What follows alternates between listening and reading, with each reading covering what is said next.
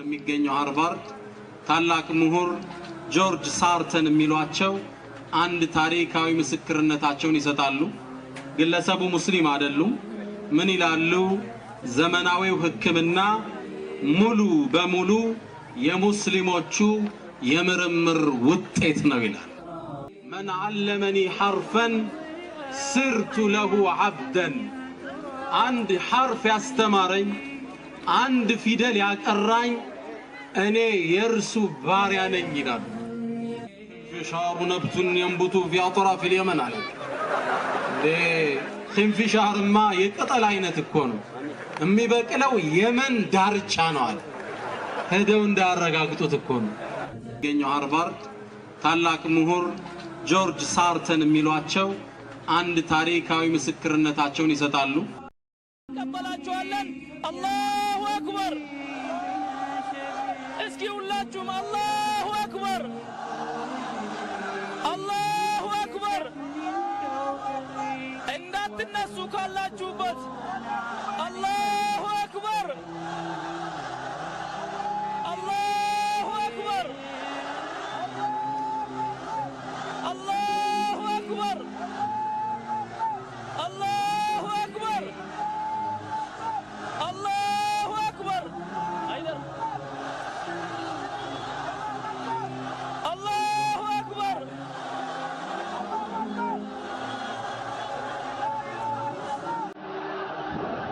አላሁ አክበር፣ አላሁ አክበር።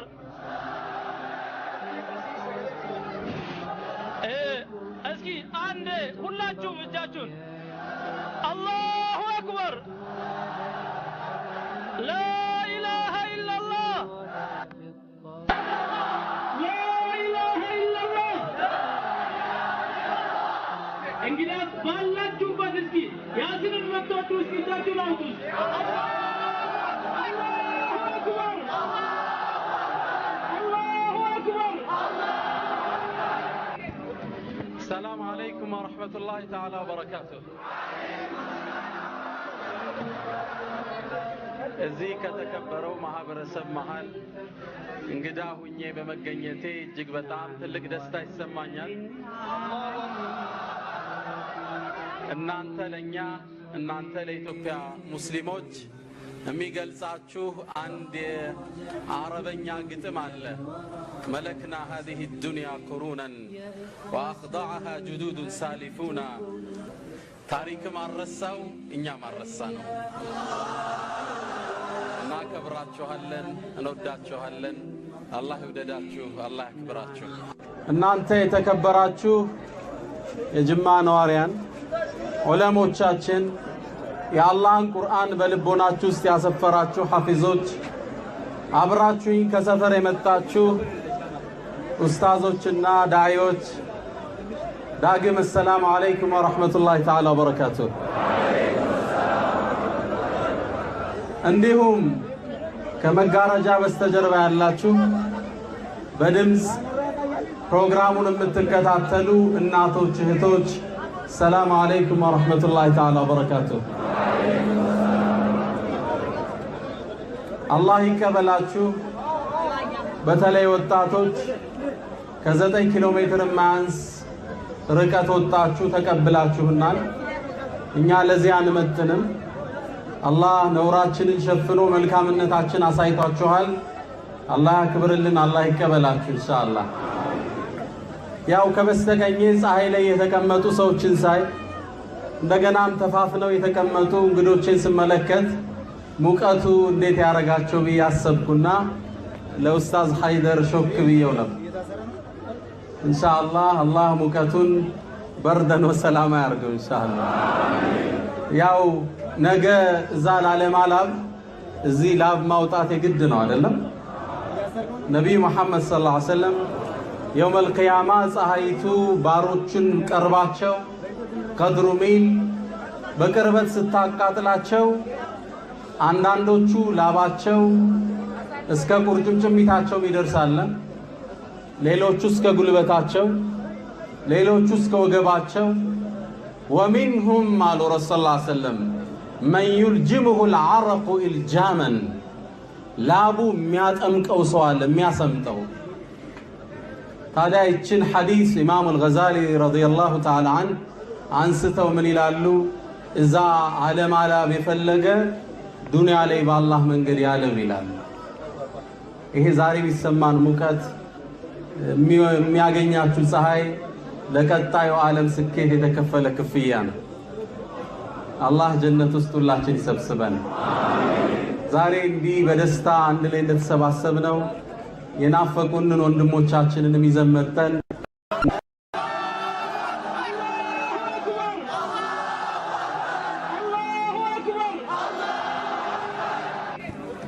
ሰላም አለይኩም ወረሕመቱላሂ ተዓላ ወበረካቱሁ። እዚህ ከተከበረው ማህበረሰብ መሃል እንግዳ ሁኜ በመገኘቴ እጅግ በጣም ትልቅ ደስታ ይሰማኛል። እናንተ ለኛ እናንተ ለኢትዮጵያ ሙስሊሞች የሚገልጻችሁ አንድ የአረበኛ ግጥም አለ። መለክና هذه الدنيا قرونا واخضعها جدود سالفون وصد ولا نسينا ታሪክ እኛ ማረሳ ነው። እናከብራችኋለን፣ እንወዳችኋለን። አላህ ይውደዳችሁ፣ አላህ ያክብራችሁ። እናንተ የተከበራችሁ የጅማ ነዋሪያን ዑለሞቻችን፣ የአላህን ቁርአን በልቦናችሁ ውስጥ ያሰፈራችሁ ሐፊዞች፣ አብራችሁኝ ከሰፈር የመጣችሁ ኡስታዞችና ዳዒዎች፣ ዳግም ሰላም አለይኩም ወራህመቱላሂ ተዓላ ወበረካቱሁ። እንዲሁም ከመጋረጃ በስተጀርባ ያላችሁ በድምፅ ፕሮግራሙን የምትከታተሉ እናቶች፣ እህቶች ሰላም አለይኩም ወራህመቱላሂ ተዓላ ወበረካቱሁ። አላህ ይቀበላችሁ። በተለይ ወጣቶች ከ9 ኪሎ ሜትር ማያንስ ርቀት ወጣችሁ ተቀብላችሁናል። እኛ ለዚህ አንመጥንም። አላህ ነውራችንን ሸፍኖ መልካምነታችን አሳይቷችኋል። አላህ ያክብርልን፣ አላህ ይቀበላችሁ ኢንሻአላህ። ያው ከበስተቀኝ ፀሐይ ላይ የተቀመጡ ሰዎችን ሳይ እንደገናም ተፋፍነው የተቀመጡ እንግዶችን ስመለከት ሙቀቱ እንዴት ያረጋቸው ብዬ አሰብኩና ለኡስታዝ ሀይደር ሾክ ብዬው ነበር። ኢንሻአላህ አላህ ሙቀቱን በርደን ወሰላማ ያርገው ኢንሻአላህ። ያው ነገ እዛ ላለማላብ እዚህ ላብ ማውጣት የግድ ነው አይደለም? ነቢዩ መሐመድ ሰለላሁ ዐለይሂ ወሰለም የውመል ቂያማ ፀሐይቱ ባሮቹን ቀርባቸው ቀድሩ ሚል በቅርበት ስታቃጥላቸው አንዳንዶቹ ላባቸው እስከ ቁርጭምጭሚታቸው ይደርሳል፣ ሌሎቹ እስከ ጉልበታቸው፣ ሌሎቹ እስከ ወገባቸው። ወሚንሁም አሉ ረሱል ሰለላሁ ዐለይሂ ወሰለም መን ዩልጅሙሁ አልዐረቁ ኢልጃመን ላቡ የሚያጠምቀው ሰው አለ፣ የሚያሰምጠው። ታዲያ ይችን ሐዲስ ኢማሙ አልገዛሊ ረዲየላሁ ተዓላ ዐንሁ አንስተው ምን ይላሉ? እዛ አለማላብ የፈለገ ዱንያ ላይ በአላህ መንገድ ያለም ይላሉ።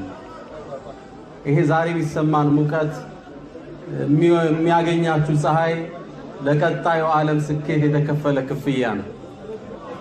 አላህ ጀነት ውስጥ ሁላችን ይሰብስበን። ዛሬ እንዲህ በደስታ አንድ ላይ እንደተሰባሰብነው የናፈቁንን ወንድሞቻችንን ይዘን መጥተን እንደ አዲስ ደስታችን ምናድስ አላህ ያደርገን። የነፈቅናቸውና አቦክርን አህመዲንን ወንድሞችን ይዘን የምንመጣ አላህ ያደርገን። ረመዳንን በደስታ ምንጾም አላህ ያደርገን። ዛሬ የተገኘንበት አንደኛውና መሰረታዊው ዓላማ የአላህን ቁርአን በልቦናቸው ውስጥ ያሰፈሩ ወደ 60 የሚጠጉ ሐፊዞች ፊት ለፊቴ ተቀምጠዋል። የተመረቁበት መርከዝ የተሰየመው ኢትዮጵያ ውስጥ ባለፉ ታሪኮች ውስጥ ስብዕናቸው ጎልቶ ሁሌ የሚነገርላቸው የበርካታ ሙእሚኖች ሙጃሂዲኖች ተምሳሌት የሚደረጉት ታላቁ አባ ጅፋር ናቸው። አላሁ አክበር። እዚህ በተሰየመ መርከዝ ውስጥ ተመርቆ መውጣት ሁለተኛ እድለኛ ያደርጋቸዋል እነዚህን ወጣቶችን። አላሁ አክበር። አባ ጅፋር ሲታወሱ አገራችን ላይ ዒልምን ለማዳረስ ያደረጉት ጥረት ግንባር ቀደም ይጠቀሳል። በተለይ ከተለያዩ የኢትዮጵያ ክፍለ ሀገሮች የእምነት ነፃነት አጥተው የተሰደዱ ዑለሞችን በማስጠጋት መሸሸጊያ ጉያ ነበሩ። አላህ የጀነት ያደርጋቸው። አገር ውስጥ ያሉ ዑለሞችን ሰብስበው ከ40 የማያንሱ መስጂድ ውስጥ አስቀምጠው ቀለቦቻቸውን ሁሉ ሸፍነው ልጆቻቸውን ዘሮቻቸውን እያጋቡ ዒልም ጥግ እስከ ጥግ እንዲደርስ አድርገዋል። አላህ ይቀበላቸው። አላህ ወፍቆት የእስልምናን አንዱን አርካን ሐጅን ሊሞላ ወደ ቅድስቲቱ መሬት የተቅጣጨ ወደ ሐጅ የተጓዘ ሰው ሐረምን ከተመለከተ በኋላ ከፊት ለፊት አንድ ትልቅን ህንፃ ይመለከታል። ህንፃው የሚከራይ አይደለም፣ ለምእመናን ማረፊያ ነው የተሰራው። የሰሩትም እኒህ የተከበሩ ታላቅ ሰው አባ ጅፋር ናቸው። አላህ ጀነት ውስጥ ከእርሳቸው ጋር ይሰብስበን። ከታላላቅ ከነ ዑመር ኢብኑል ኸጣብ ከመሪዎች ጋር ላይ ያሰልፋቸው። ፈለጋቸውን የምንከተል አላህ ያድርገን። የእሳት ልጅ አመድ አላህ ያድርገን። ኢንሻአላህ 60 ሐፊዝ ፊት ለፊት ያሉ 600 ሐፊዝ ነው በሚቀጥለው የምናስመርቀው ኢንሻአላህ። ይሄን ከታላቁ የጅማ ህዝብ እንጠብቃለን ኢንሻአላህ። ወንድሞች ሐቂቃ መንገዱን 300 ምናምን ኪሎ ሜትር በሚኒባስ ስናቆራርጥ ድካም ተሰምቶኝ ነበር። ይህ በኢማን የተሞላ ፊታችሁን ለዳዒዎች ባላችሁ ክብር የታነጸው ፊታችሁን ስመለከት ድካሜ ተረስቶኝ ውስጤ አሁን ኃይል ይሰማኛል። አልሐምዱሊላህ።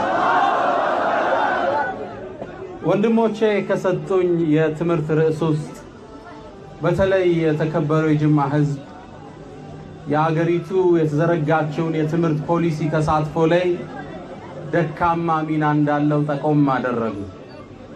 ወጣቱም አልፎ አልፎ ከሴቱም በላይ ስደት እንደሚያበዛ ትምህርት ቶሎ የማቋረጥ ደካማ ወኔ እንዳለው ጠቆሙ። ታዲያ ከእናንተ ጋር ትንሽ ስለ ትምህርት ስለ እውቀት ብሎ መጨረሻ ላይ ስለ ወጣቶቹ ወስያ ትንሽ ነገር እንነጋገራለን ኢንሻአላሁ ተዓላ።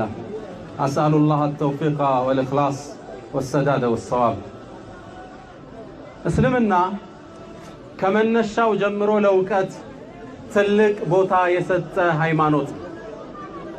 መለኮታዊ መመሪያ የጀመረው አላህ ኢቅራ አንብብ ሲል መሆኑ ይሄን ጠቋሚ ያደርገዋል። የቁርአን አናቅጾችን ከተመለከትነ የቁርአን አናቅጾች ለቀውሚ የተፈከሩን ለነዛ ለሚያስተነትኑ ሰዎች፣ ለቀውሚ ያዕቂሉን ለሚረዱ ሰዎች፣ ሊኡሊል አልባብ ለልቦና ባለቤቶች የሚሉ አናቅጾችን በገፍ እናገኛለን። አፈላ የንዙሩን እያለ አይመለከቱም እንደ እያለ እንድናስተውል እንድንመራመር ቁርአን ጥቆማ ያደርግልናል። ይህን የቁርአን ፈለግ መመሪያ የተከተሉት የመጀመሪያው የዚህ ኡማ ሰለፉን ሷሊህ በእውቀቱ ዘርፍ ላይ በሳይንሱ በምርምር ላይ የማይረሳን አሻራ አሳልፈው አልፈዋል። የተወሰኑትን ጠቅስላችኋለሁ ኢንሻአላህ። እስልምና ትልቅ የምርምር ዲን ሆኖ እናገኘዋለን። ምናልባት ከታሪካም ሙስሊሞቹ ለዓለም ያበረከቷቸውን የምርምር ውጤቶችን ከናንተ ጋር አንድ ሁለት ትለዋል።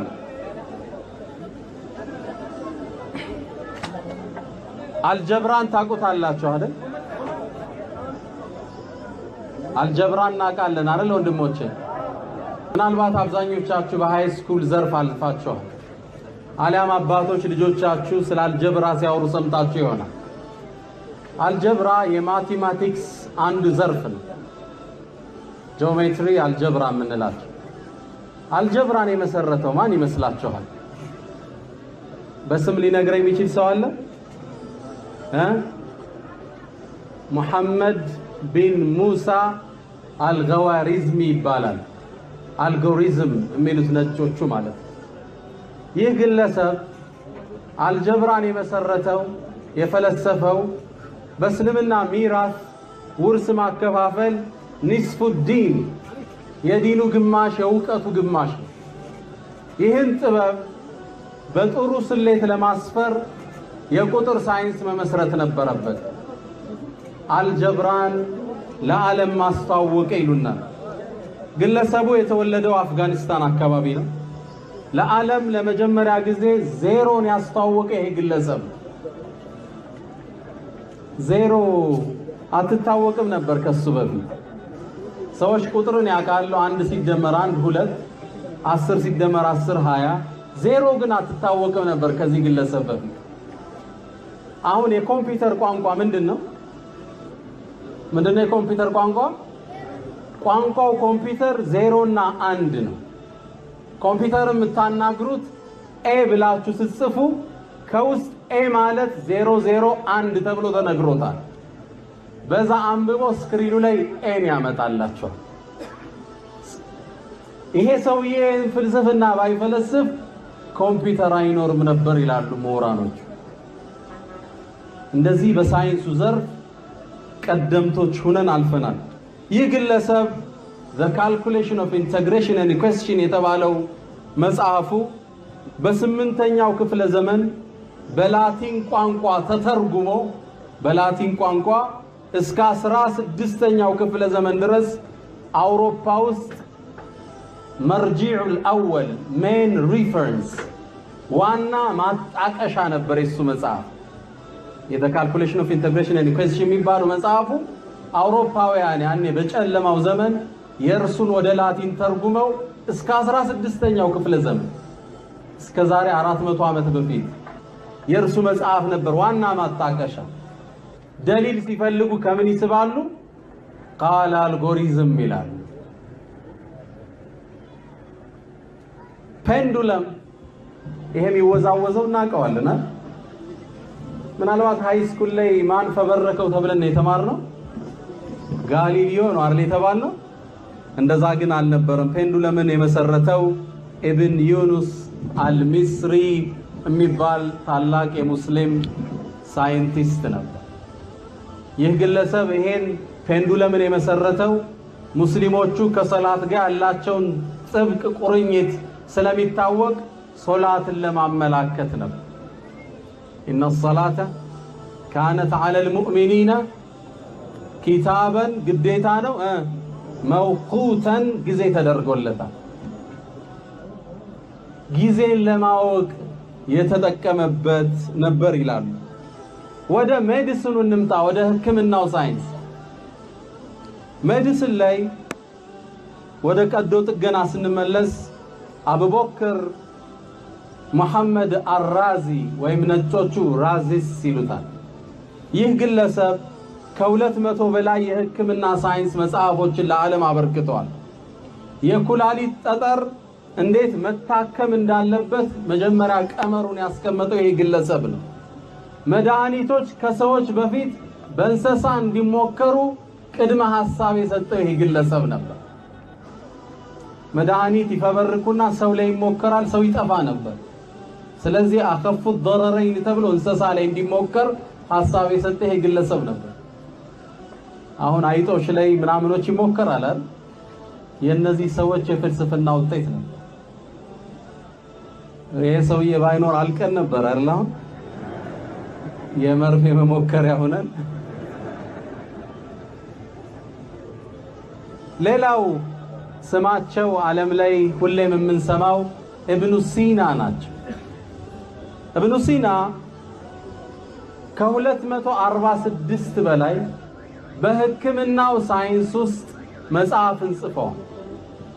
ያወራለው 246 ገጽ አይደለም መጽሐፍ። ይህ ግለሰብ the prince of physicians ይሏቸዋል ነጮቹ። የሳይንቲስቶቹ ልዑል ይሏቸው ነበር። እርሳቸው የሚተካ ስቲል አልተገኘም። በተለይ ደግሞ ኢብኑ ሲና ላውስ ኦፍ ሜዲሲን ቃኑን ፊ ጢብ የሕክምና ሳይንስ ህግ ብለው የጻፉት መጽሐፍ ዓለም ላይ በጣም የተዘመረለት ከ12ኛው ክፍለ ዘመን እስከ 15ኛው ክፍለ ዘመን ድረስ ለአገልግሎት ላይ የዋለ ስቲል ነጮቹ የሚጠቀሙበት የሳይንስ ውጤታችን ሆኖ እናገኘዋለን። አንድ ታሪክ ልንገራችሁ። ሙስሊሞቹ ያኔ ድሮ አውሮፓውያን ዳርክ ኤጅ ጨለማ ውስጥ እያሉ ሆስፒታል እንዴት የሚገነቡ ይመስላችኋል? ዘህራዊ የተባሉ አንድ ትልቅ ዓሊም በዛውም ሳይንቲስት ናቸው። ሆስፒታል እንዲገነቡ በኸሊፋው ይታዘዛሉ፣ በንጉሱ። የወሰዱትን እርምጃ ተመልከቱ። እንዴት ይገንቡ? የት ቦታ ቢገነባ የተሻለ ነው? አሁን እዚህ ይመራል ሆስፒታል መገንባት ነው አይደል? እርሳቸው እንዴት ይገነቡ እንደሆነ አስተውሉ። ምን አደረጉ? ስጋ 4 ቦታ ቆረጡ፣ ትላልቅ ስጋዎች። ከዛም በአራቱ አቅጣጫ አገራቸው ላይ አስቀመጡት። ስጋውን ከተቀመጠ በኋላ በበነጋው መጥተው ስጋዎችን መፈተሽ ጀመሩ። ስጋዎቹ ሲፈተሹ ትንሽ ጀርም ያለባቸው በትንሹ የተበከለውን ቦታ የሆስፒታሉ መገንቢያ ቦታ እንዲሆን አደረጉ። አላሁ አክበር። ያ ቦታ ኢንቫይሮመንቱ የጤና ማዕከል ለመሆን የተመቸ ነው ማለት ነው። ግልጽ ነው። ትንሽ የበሰበሰው ደግሞ አየሩ ጥሩ አይደለም፣ አካባቢው የተበከለ ነው፣ ለሆስፒታል አይበቃም ማለታቸው። ኢነ ሰላተ ካነት ዐለል ሙእሚኒነ ኪታበን ግዴታ ነው መውቁተን ጊዜ ተደርጎለታል። ጊዜን ለማወቅ የተጠቀመበት ነበር ይላሉ። ወደ ሜዲሲኑ እንምጣ፣ ወደ ሕክምናው ሳይንስ። ሜዲሲን ላይ ወደ ቀዶ ጥገና ስንመለስ አቡበክር መሐመድ አራዚ ወይም ነጮቹ ራዚስ ይሉታል። ይህ ግለሰብ ከ200 በላይ የሕክምና ሳይንስ መጽሐፎችን ለዓለም አበርክተዋል። የኩላሊት ጠጠር እንዴት መታከም እንዳለበት መጀመሪያ ቀመሩን ያስቀመጠው ይህ ግለሰብ ነው። መድኃኒቶች ከሰዎች በፊት በእንስሳ እንዲሞከሩ ቅድመ ሐሳብ የሰጠው ይህ ግለሰብ ነበር። መድኃኒት ይፈበርኩና ሰው ላይ ይሞከራል፣ ሰው ይጠፋ ነበር። ስለዚህ አከፉት ضررين ተብሎ እንስሳ ላይ እንዲሞከር ሐሳብ የሰጠ ይህ ግለሰብ ነበር። አሁን አይጦች ላይ ምናምኖች ይሞከራል አይደል? የነዚህ ሰዎች የፍልስፍና ውጤት ነው። ይሄ ሰውዬ ባይኖር አልቀን ነበር አይደል? አሁን የመርፌ መሞከሪያ ሆነን። ሌላው ስማቸው ዓለም ላይ ሁሌም የምንሰማው ኢብኑ ሲና ናቸው። ኢብኑ ሲና ከ246 በላይ በሕክምናው ሳይንስ ውስጥ መጽሐፍን ጽፈዋል። ያወራለው 246 ገጽ አይደለም፣ መጽሐፍ። ይህ ግለሰብ the prince of physicians ይሏቸዋል ነጮቹ። የሳይንቲስቶቹ ልዑል ይሏቸው ነበር። እርሳቸው የሚተካ ስቲል አልተገኘም። በተለይ ደግሞ ኢብኑ ሲና ላውስ ኦፍ ሜዲሲን ቃኑን ፊ ጢብ የሕክምና ሳይንስ ህግ ብለው የጻፉት መጽሐፍ ዓለም ላይ በጣም የተዘመረለት ከ12ኛው ክፍለ ዘመን እስከ 15ኛው ክፍለ ዘመን ድረስ ለአገልግሎት ላይ የዋለ ስቲል ነጮቹ የሚጠቀሙበት የሳይንስ ውጤታችን ሆኖ እናገኘዋለን። አንድ ታሪክ ልንገራችሁ። ሙስሊሞቹ ያኔ ድሮ አውሮፓውያን ዳርክ ኤጅ ጨለማ ውስጥ እያሉ ሆስፒታል እንዴት የሚገነቡ ይመስላችኋል? ዘህራዊ የተባሉ አንድ ትልቅ ዓሊም በዛውም ሳይንቲስት ናቸው። ሆስፒታል እንዲገነቡ በኸሊፋው ይታዘዛሉ፣ በንጉሱ። የወሰዱትን እርምጃ ተመልከቱ። እንዴት ይገንቡ? የት ቦታ ቢገነባ የተሻለ ነው? አሁን እዚህ ይመራል ሆስፒታል መገንባት ነው አይደል? እርሳቸው እንዴት ይገነቡ እንደሆነ አስተውሉ። ምን አደረጉ? ስጋ 4 ቦታ ቆረጡ፣ ትላልቅ ስጋዎች። ከዛም በአራቱ አቅጣጫ አገራቸው ላይ ያስቀመጡት ስጋውን። ከተቀመጠ በኋላ በበነጋው መጥተው ስጋዎችን መፈተሽ ጀመሩ። ስጋዎቹ ሲፈተሹ ትንሽ ጀርም ያለባቸው በትንሹ የተበከለውን ቦታ የሆስፒታሉ መገንቢያ ቦታ እንዲሆን አደረጉ። አላሁ አክበር። ያ ቦታ ኢንቫይሮመንቱ የጤና ማዕከል ለመሆን የተመቸ ነው ማለት ነው። ግልጽ ነው። ትንሽ የበሰበሰው ደግሞ አየሩ ጥሩ አይደለም፣ አካባቢው የተበከለ ነው፣ ለሆስፒታል አይበቃም ማለታቸው። እንዲህ ነበር የሚገነቡት። በዚህ መልኩ ከተገነቡ ሆስፒታሎች ውስጥ አልመንሱር የሚባለው ሆስፒታል በዋናነት ይጠቀሳል። ይህ ሆስፒታል በ13ኛው ክፍለ ዘመን የዛሬ 700-800 ዓመት ላይ የነበረ ሆስፒታል ነው። ይህ ሆስፒታል ውስጡ ምን እንደያዘ ተመልከቱ። መጀመሪያ እያንዳንዱ ዜጋ በነፃ እንዲታከም አድርጓል። ሆስፒታሉ በቀን 4000 ህሙማንን ያስተናግዳል። 4000 የሚያስተናግድ አሁን አለ? ምናልባት እናንተ ሀገር ላይ በቅርቡ የሚገነባው እሱ ሊሆን ይችላል። ተፈጽሞ ምናየው አላህ ያርገን ኢንሻአላህ። ለአንድ በሽተኛ 2 ነርስ ይመደብለት ነበር።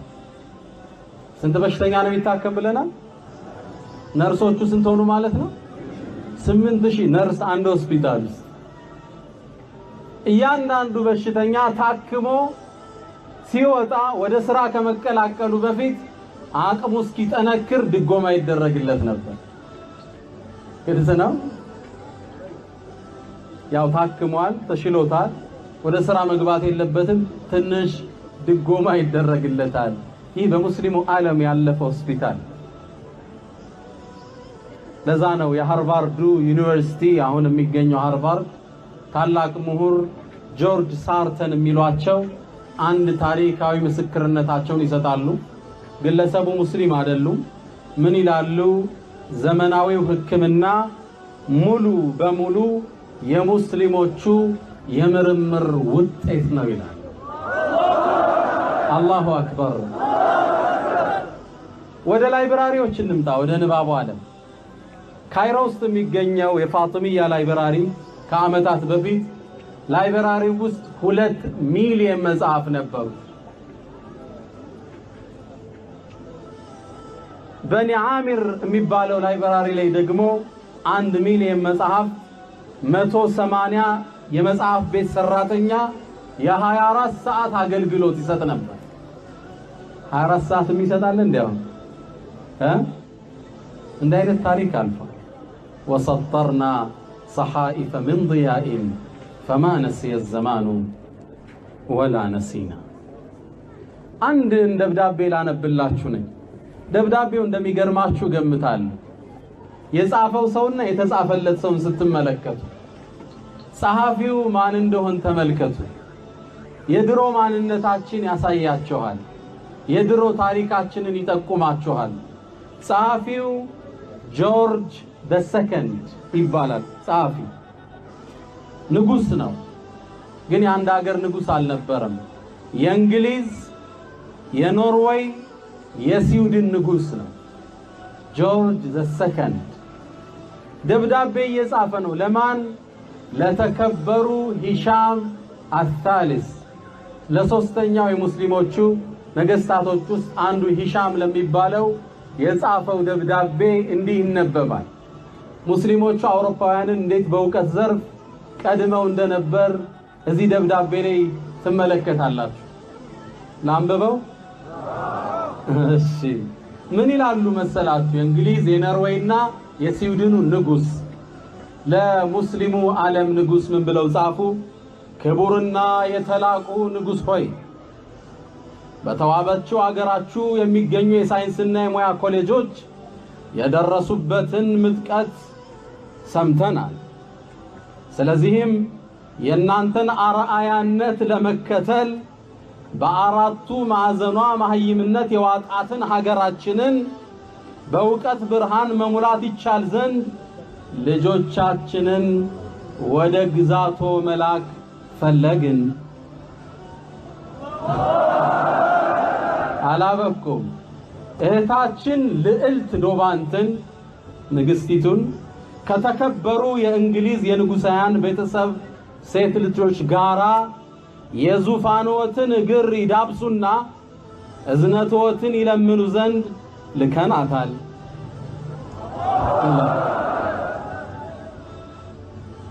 ልዕልቲቷና ጓደኞቿ የክብሮትን ጥበቃ የቸርነቶትን እንክብካቤ አይለያቸው ዘንድ እለምናለሁ። ክብሮትን መመጠን የሚችል ባይሆንም ከልዕልቷ ጋር ስጦታ ልክ ያለውና ይቀበሉኝ ዘንድ ከንጹህ ፍቅር ጋር እለምንዎታለሁ። ደብዳቤውን ሲጨርሱ ምን አለ? ከታዛዥ አገልጋይዎ ጆርጅ ይላል። አላሁ አክበር። አከዛ ኩና። ይሄ ነበር ታሪካችን፣ ይህ ነበር ማንነታችን። እነ እንግሊዝ፣ እነ ስዊድን፣ እነ ኖርዌይ ጨለማ ውስጥ እያሉ የእውቀት የምርምር የሳይንስ አባቶች ነበር። እውነትም የይቅራ ትውልዶች ነበር። አከዛ ኩና ይላል ጸሐፊው። ከአረበኛ ተተርጉሞ ነው። እንዲህ ነበርነ። ፈመታ ነዑድ፣ መቼ እንመለሳለን? ወከይፈ ነዑድ፣ እንዴት እንመለሳለን? የዳዒው ጭንቀት፣ የዑለማዎቻችን ጭንቀት ይህ መሆን አለበት። እንዴት የኡማው መጅድ ይመለሳል? እንዴት ለዓለም አሁንም የስልጣኔ መሪዎች ልንሆን እንችላለን? ይህ ለሁላችን የተተወ ጥያቄ ነው። ሱአሉ ደህሪ አይነል ሙስሊሙና። ታሪክ ይጠይቃል፣ ክፍለ ዘመን ድምፅ ያሰማል። ሙስሊሞቹ የት አሉ? የዘመናዊ ትምህርት እንትን ውስጥ ይግባልን። የአካዳሚክ ትምህርት የምንለው መማር ለምን ያስፈልገን? ትምህርት በኔ ቋንቋ አይደለም ዱንያችን በዚህ ዘመን ዲናችንን ለመረዳት ዘመናዊ ትምህርት ወሳኝ ወይም ዘመን አመጣሹ ትምህርት። ቁርአንን ለመፈሰር እኮ አሁን የአካዳሚክ ዕውቀት እየጠየቀን አሊያም ደግሞ የቁርአንን የበለጠ ውበት ለማሳየት ትምህርት እየጠየቀ እኮ ምርምር እኮ እያስፈለገው። አንድን የቁርአን አንቀጽ ላንብብላችሁ። አላህ ስለ ነቢዩላህ ሱለይማን እየተረከ ነው። ነቢዩላህ ሱለይማን ሰራዊተ ብዙ ናቸው። አዕዋፋት፣ ጅኑ፣ እንስሳቱ፣ ሰው አብሯቸው ይሰለፍ ነበር ሲንቀሳቀሱ። ታዲያ ይሄን ክስተት አላህ እየተረከልን ነው። ወሑሽረ ሊሱለይማን ጁኑዱሁ ሚነል ኢንሲ ወልጅኒ ወጠይር ፈሁም ዩዛዑን። ተሰልፈው ክተት ፈጥረው ተንቀሳቀሱ። ከዛ አላህ ምን አለ? ሐታ ኢዛ አተው ዐላ ዋዲ ነምል፣ ወደ ጉንዳኗ ሸለቆም በቀረቡ ጊዜ ቃለት ነምለቱን፣ ጉንዳኗ ቤተሰቦቿን ልታስጠነቅቅ እንዲህ ብላ ተናገረች። ያ አዩሃ ነምሉ፣ እናንተ ጉንዳኖች ወይ ኡድኹሉ መሳኪነኩም፣ ወደ ቤታችሁ ግቡ። ለምን? ቁርአኑ ምን አለ?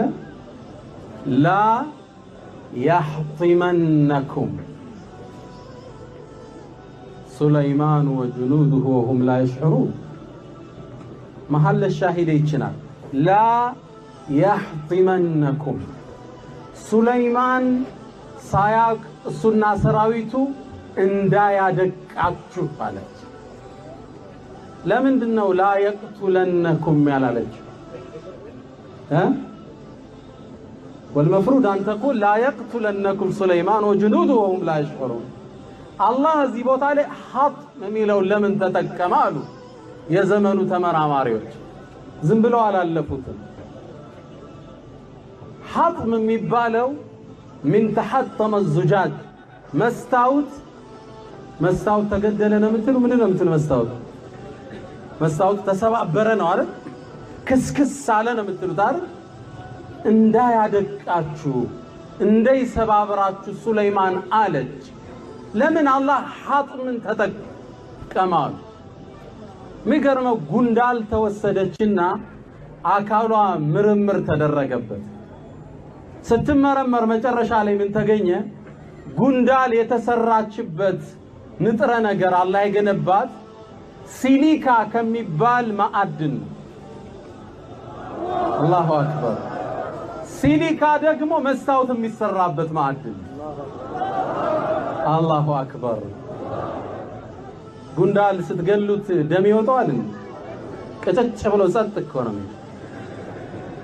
እንደ መስታወት ጭጭጭ የሚለው ላ ያህጢመነኩም ቁርአን እንዲተራ መሰላችሁ እንዴ ላ የእቲህ الباطل من بين يديه ولا من خلفه እያንዳንዱ እኮ ጥበብ የተሞላ ቃል እኮ ገና ትውልድ የሚያዘረዝረው ተአምር ቁርአን ውስጥ ይዟል ይሄን ተአምር ከመንገልጽበት አንዱ መሳሪያችን ምንድነው አካዳሚክ ኖሌጅ የሳይንስ ዕውቀት ቁርአን ያቀፈውን ተአምር እንድናቀም ያደርግ ሌላ አንድ የቁርአን አንቀጽ ልጀምር ዑለማዎቼ ለተፍሲሩ የበለጠ እነሱ ያውቁታል አላህ ቁርአን ላይ ከእርሱ ውጭ የሚያመልኩ ሌላ አካላትን የሚያመልኩ ግለሰቦችን ሲጠቅስ በጣም በሚያዋርድ መልኩ ጠቀሳቸው مثل الذين اتخذوا من دون الله أولياء እነዛ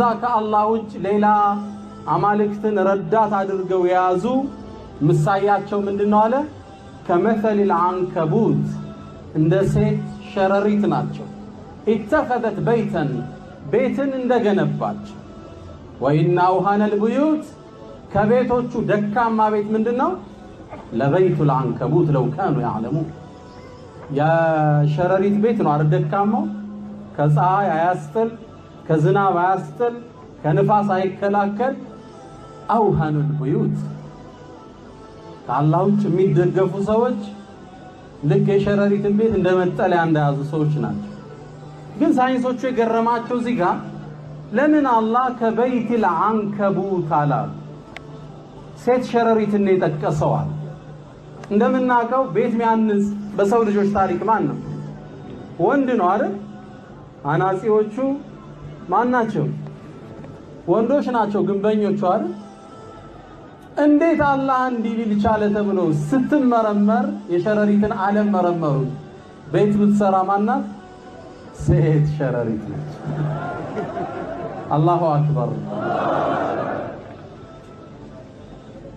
ይህ ቁርአን ተአምር ይሄን የቁርአን ተአምር ለማውጣት አካዳሚክ ኖሌጅ ያስፈልጋል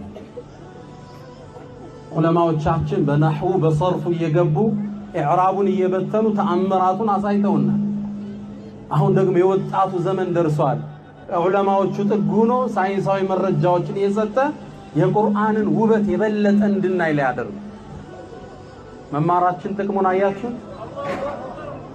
አላሁ አክበር ቁርአን ውስጥ ሌላ በዘመኑ የተከሰተን አንድ አንቀጽ ልጨምራችሁ ነው ሌላው ልለ ቁርአን ላይ ሱረቱል በቀራ ላይ አላህ ያነሳ ምን ይላል አላህ ኢነላህ ላ የስተሕይ አብራችሁ ይቅሩት እስኪ ሐፊዞቹ ኢነላህ ላ የስተሕይ አን የድሪበ መሰለን ማ በዑደተን ፈማ ፈውቀሃ አላህ እኮ ይሉንታ ይዘው ምሳሌ ሊያደርግ በበዑዳ በትንኝ ፈማ ፈውቀሃ በማነስም ይሁን በመግዘፍ ከሷ በላይ የሆነውን ሊጠቅስ ይሉንታ ይዘው የሚል አንቀጽ ቀርተነው አልፈናል ታዲያ ዑለማዎቹም ብለው አቀሩና ፈማ ፈውቀሃ ማለት ከሷ በላይ ማለት ከበዑዳ በላይ ዝንብ አለ ንብ አለ እነዚህ ምሳሌ ሊጠቅስ አላ ይችላል ለዛ ነው ሱረቱል ነህል አለ ሱረቱል በቀራ አለ ከዛም በታች ደግሞ ምሳሌ ሊያደርግ ይችላል ይሄ ነውር አይደለም የአላህ ፍጥሮች ናቸው ይሄን አስተምረውን አለፉ የዘመኑ ሳይንቲስቶች ግን ሲመራመሩ